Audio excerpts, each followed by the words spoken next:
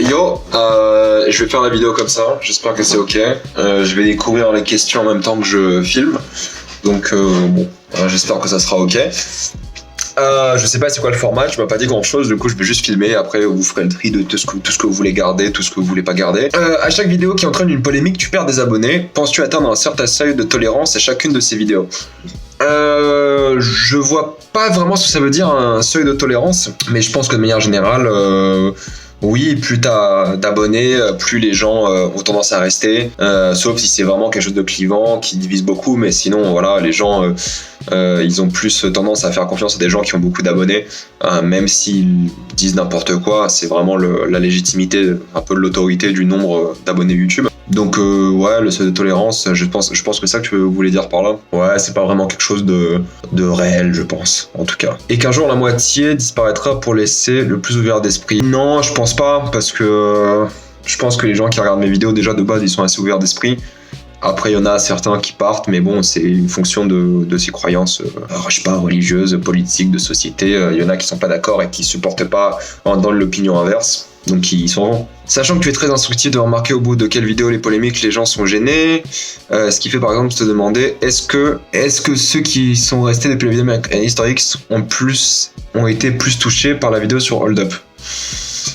Peut-être, j'en sais rien, je peux pas te dire vraiment, on sait pas trop ce que les gens pensent. La vidéo sur American History X, je l'ai un peu mal amenée, même si je la garde, je maintiens ce que j'ai dit. Je l'ai vraiment mal amenée, c'est ça le problème. Je pense que le problème c'est la forme. Tu vois, il y a des gens qui ont dit la même chose que moi sur Hold Up, mais avec plus de forme, pour moins énerver les gens. Moi c'est pas ce que je veux, moi je veux juste dire les choses directement comme elles sont, et ça m'intéresse pas. Si l'homme est au vidéaste, YouTube au dealer, et faire des vidéos est une drogue, comment vas-tu te sortir de là?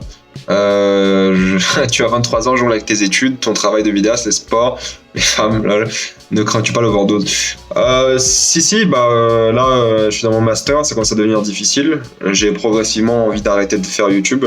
Non pas que j'aime plus, mais c'est juste que ça me prend trop de temps et j'ai l'impression de tourner en boucle dans ma vie, genre semaine master, YouTube le week-end, même en fin de semaine le YouTube aussi d'ailleurs. Et surtout quand t'as plein de choses à faire, c'est que YouTube c'est plus la priorité. Ouais, quand j'aurai un vrai travail, j'arrêterai YouTube, c'est sûr. Peut-être pas définitivement, mais voilà, le rythme diminuera beaucoup. Peut-être je ferai une vidéo par semaine, peut-être une toutes les 2 semaines, peut-être 1-2 fois par semaine, peut-être même 3, j'en sais rien. Mais oui, je pense que c'est addictif.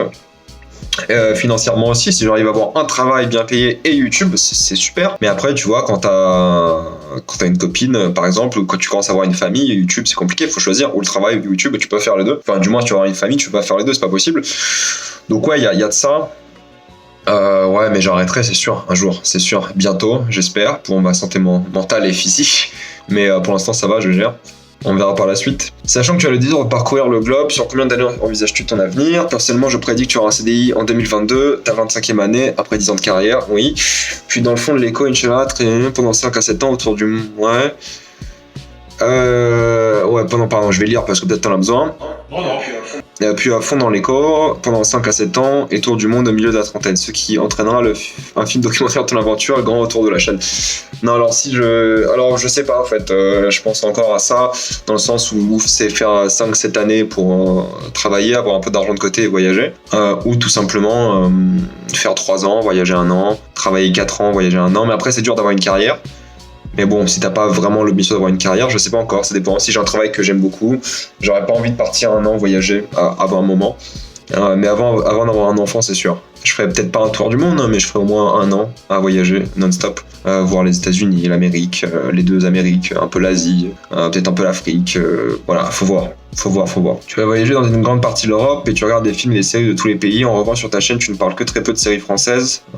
Tu pourrais d'ailleurs profiter de Canal pour en parler à un grand nombre de créations originales. Ouais, je pourrais. De toute façon, là, je commence à m'orienter sur Prime, sur Canal, ces choses-là, parce que les gens, ils ont commencé à prendre l'habitude de la regarder aussi. Donc, parler de séries Canal, par exemple, ça commence à être une bonne idée, et pour la chaîne, et pour les gens, pour découvrir des choses. Et là, j'ai lancé mon concept de séries à regarder, de films à regarder.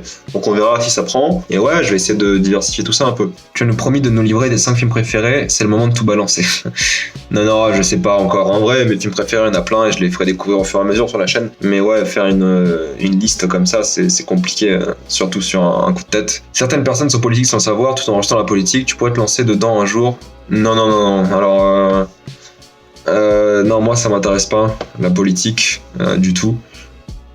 Ça m'intéresse en tant que sujet de discussion, mais ça m'intéresse pas en tant qu'avenir ou comme ambition professionnelle, parce que c'est un monde de requins. J'aime bien suivre, hein, c'est comme le sport, tu vois, moi je suis le foot, la boxe, c'est pas pour autant que je vais devenir un footballeur ou boxeur. La politique c'est pareil, je suis des boxeurs en politique, c'est juste ça quoi. La politique c'est du sport. C'est très agréable d'être sur ta chaîne, on est bien accueilli, c'est chill, tu le montres très sincère, transparent par rapport à tes intros, sponsors au début, nanana. En plus, tu parles à une vitesse impressionnante jusqu'à... Ouais, c'est vrai. Ne trouves pas-tu avoir moins de distance avec ton audience, bien qu'il y ait du contact visuel ou tactile? Est-ce que Reg devient de plus en plus riad ou fais-tu toujours attention à rester... Je sais pas. Dans le sens où Reg, ça reste Reg. Mais de moins en moins, j'ai l'impression.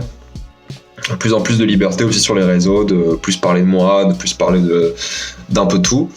Je sens pas qu'il y a une distance avec mon audience, dans le sens où j'ai jamais ressenti qu'il y avait une proximité non plus. Parce que en tant que youtubeur, c'est pas facilement calculable. C'est pas parce que tu reçois des messages que t'es proche. Moi, je connais personne, tu vois. De mes abonnés, en soi, quasiment personne. Mais la proximité, elle existe des fois quand on croise dans la rue, des choses comme ça, mais sinon, globalement, non. Et ouais, je pense qu'il commence à avoir un mélange un peu de Reg et de Riad au fur et à mesure des choses. Peut-être aussi c'est ma volonté de me détacher de YouTube, du coup forcément je serais plus Riad dessus. Mais après ça, je suis pas très professionnel sur YouTube, je suis pas très sérieux à 100%, et je m'adresse pas comme j'aimerais m'adresser dans la vraie vie, et des choses comme ça. Moi je veux juste que Reg soit soit ton pote en fait. Reg soit ton pote. Et bon, Riad c'est quelqu'un d'autre quoi, c'est un inconnu. Mais ouais, il y a un mélange des deux qui se fait, mais c'est normal. As-tu enfin appris à réaliser? Non. En plus, tu mets à chaque fois ref à ta FAQ, mais moi, je me rappelle plus de ce que j'ai dit dans ma FAQ. En plus, j'en ai 3 des FAQ, je me rappelle plus. En vérité, tu veux faire du cinéma ou de la télé, ne serait-ce que pour 1 ou 2 projets? Non, moi, ça m'intéresse pas du tout. Vraiment, c'est pas intéressant du tout de faire ça. Pour moi, à la limite, si on me dit de faire un caméo, pourquoi pas, mais ouais, j'ai pas le talent, et voilà, faut laisser les gens talentueux faire les choses dans lesquelles ils ont du talent, tout simplement. Pareil, tu vois, je demanderais pas à un acteur de venir faire mon futur travail de manager de projet européen ou un truc comme ça, tu vois. Non, c'est pas possible. Donc ouais, c'est pareil, c'est un travail comme un autre. Il faut des études ou de l'expérience ou du talent, et il faut le faire. Mais ouais, non, j'ai rarement vu quelqu'un se justifier autant pour quelque chose qu'il ne peut pas faire. Non, faut juste justifier la réalité, quoi. Faut juste, tu vois, j'aimerais pas que... Je sais pas c'est quoi vos expériences, mais je sais pas... je vous dirais la même chose à vous, quoi. Venez pas de mon domaine et je viendrai pas dans le vôtre, tu vois, normal, parce qu'on s'y connaît pas. Sinon, la société, elle est pas productive, et c'est grave. Coup de gueule, tu es né en 2007, oui, né en 2007, en effet. Merde, 97, oh putain. À quel âge as-tu commencé à regarder des films-séries?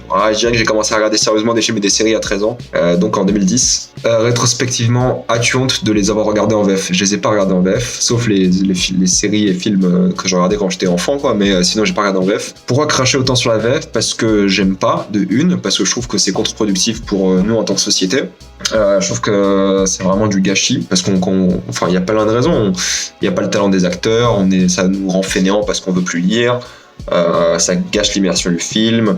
Non, pour moi, la VF, c'est nul, quoi. Et je crache dessus parce que c'est un personnage. Après, tout le monde fait ce qu'il veut, mais pour moi, c'est vraiment personnellement, je pourrais jamais, quoi. Jamais. Je trouve ça honteux, la VF. Fais-tu la différence entre chaque type de VF, haut de gamme et bas de gamme? Non, pour moi, peu importe, haut de gamme, bas de gamme, la VF c'est de la VF. Que ce soit bien ou pas, je m'en fous. Ça vaut pas le coup, moi. Bon, après, l'animation, tu vois, ça se part que je m'en fous. L'animation, je m'en fous qu'il y ait de la VF ou de la VO. Moi, c'est surtout qu'il y a des acteurs. Ajouter des accents. Après, oui, il faut adapter la VF aussi à notre monde. Je sais que dans Vampire en toute intimité, par exemple, la VF, ça se passe à Limoges. Alors que dans la VO, ça se passait à Wellington, en Nouvelle-Zélande. Donc oui, des fois, il faut adapter pour un autre truc drôle, mais bon, autant lire les sous-titres quand tu peux. Hein. Et il y a un respect pour eux, mais c'est pas parce c'est pas parce que j'aime pas ça que c'est pas du respect.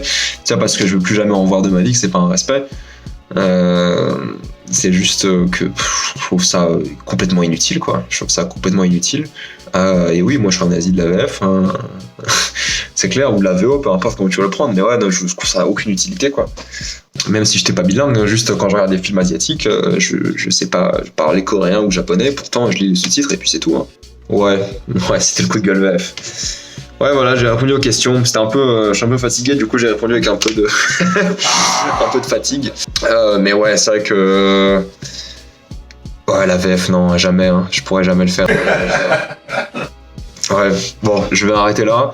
J'espère que c'est ok. Parfait, activation rapide. La motivation t'étais peut-être pas là pour faire l'entretien, j'avoue. Mais au moins, ça sera faire un petit truc posé. Je sais pas c'est quoi le concept, tu m'as pas dit c'est quoi le concept, comment ça se passe, mais voilà. Je l'ai fait. Tu me diras ce que t'en penses et à plus. Allez, on tape le montage.